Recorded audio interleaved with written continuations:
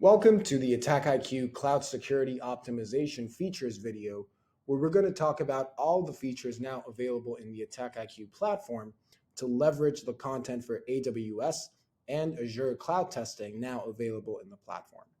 Keep in mind there are videos for this content now available, and in this video, we're only going to talk about the features included in the platform to help you instrument it in a way in which you can produce valuable information using this content.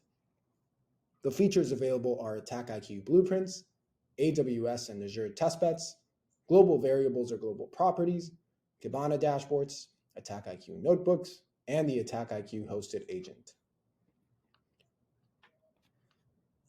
Blueprints are step-by-step guides written and updated by AttackIQ experts to help you easily reach your cloud security objectives. You can take these at your own pace, you can schedule progress, interact, and track progress. And the idea is that it will take you through all of the steps required in the platform beyond only assessment configuration to establish and mature your cloud security program depending on your objective. I encourage you to start with blueprints when you're beginning your cloud journey, as it is all encompassing and very friendly. For example, if you want to validate how your EC2 instance is performing against external threats, then you would start that blueprint and it would take you along through all the steps required to help you validate how your EC2 is performing against external threats. Also included are AWS and Azure testbeds.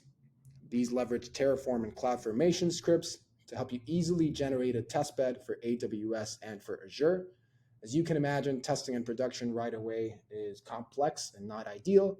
The idea here is that you can get familiarized with these deployments for AWS and for Azure and understand what you're going to test and how outside of your production environment in an isolated, safe environment where you can understand what you're going to be testing and help you get familiarized with what you're going to be doing later on in production. This is mentioned in the blueprints as well. Global variables or global properties also available. If you want to use credentials as parameters for a scenario or multiple scenarios inside one assessment, this will make your life easier in that you can predefine those parameters, credentials, for example, as a global variable, and then with one click, apply them to all of the scenarios in a single assessment, making that process a lot quicker. If you don't want to store credentials inside the AttackIQ platform, you can use our integration with Vault, which is also available, and the AttackIQ platform will pull the credentials from there. Kibana dashboards are also available, a set of out-of-the-box dashboards to help you monitor how your cloud posture evolves over time with centralized reporting and results, both for AWS and Azure. And different dashboards are available, one for the SOC manager, one for the security engineer, another for the technical operator. Another set of reports available are the AttackIQ notebooks with 3 different reports available, and each report comes built for a different audience, for different tiers, board level, technical management, and technical operations.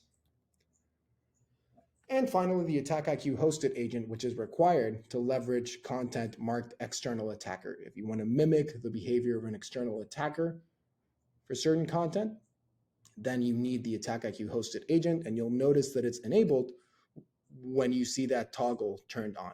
So that means that the content will be executed as an attacker that is outside your cloud environment.